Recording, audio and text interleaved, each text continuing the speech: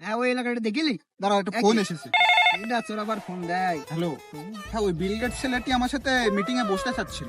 আমি বসবো না আপাতত, ক্যান্সেল করে দাও। ওকে ওকে, ঠিক আছে, বাই। হ্যাঁ দাঁড়া, আর একটা ফোন দিয়েছি। আমার ড্রাইভার। হ্যালো, এটা ফোন রে তোর? হ্যাঁ তুমি ওই যে হেলিকপ্টারটা ছাদে রেখে ন্যাকড়া দিয়ে ঢেকে দাও, দিয়ে চাবিটা আমার মমের কাছে জমা দিয়ে চলে যাও। ওকে ওকে। দাঁড়া দাঁড়া দাঁড়া, আমার একটা ফোন এসে দেখি। হ্যালো, হ্যাঁ কি বিল গেটস এর মেয়ে আমার সাথে বিয়ে দেবে? না না না না, করবো না, বাদ বাদ বাদ।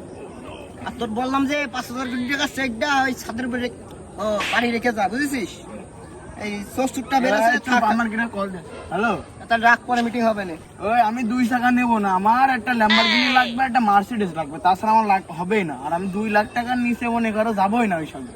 না আমি যাবোই না। ওই দেখো ওখানে 1.5 ভিখারি, কোটি টাকা এখন লাগবে। আমি তো আসলে বোতল নিটি, তুই তো আসলে ময়লা টুকাতি। এখন সে দিদির সামনে খাবার বাড়ি ধরা খেয়ে যায়, ফকে যদি ভিক্ষে চায়, মানুষ যত সবই শেষ। সব টুক করে খুলে নিও।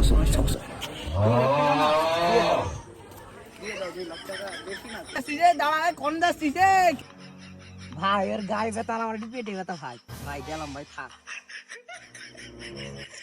আরে দিয়ে দাও, দিনই দিয়ে দাও, 2 কোটি টাকাই তো দিয়ে দাও।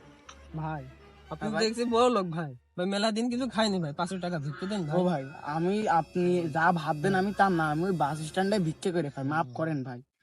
বুঝতে পেরেছেন ভাই, আমি ধুর ভিক্ষে মিয়া, করে খাই। কাদের কাছে আসলাম এই নাও, তুমি আরো রাখো।